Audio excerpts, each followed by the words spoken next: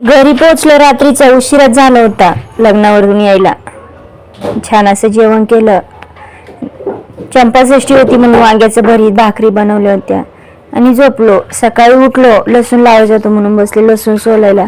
श्लोकची साईची आंघोळ झाली तर तेलाची बाटली घेऊन आले.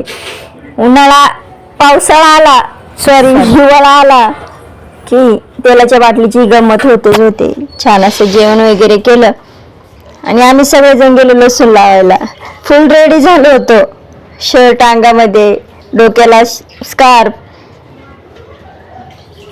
कोणी टोपी घातली होती, कोण अंपायर बनलं होतं, कोण मुकादम बनलं होतं. मजेत लसूण लावणं चालू होतं आणि श्लोक आणि साई काकऱ्या ओढून देत होते लसूण लावण्यासाठी.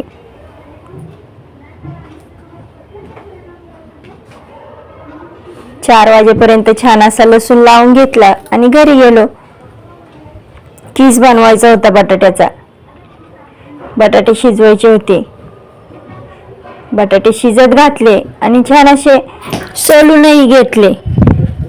गावाला गेल्यावरती दिवस कसे पटापट संपतात कळतच नाही आणि सगळे एकत्र असले की मजाही खूप येते. 4 दिवस सुट्टीचे कधी संपले कळलेच नाही. एक दिवस लसूण लावला, एक दिवस बटाट्याचा कीस बनवला, एक दिवस आराम केला आणि 4थ्या दिवशी निघालो मुंबईच्या परतीच्या रस्त्याला. भराभरी चालू झाली. काय न्यायचं काय नाही सगळं सामान पॅक केलं.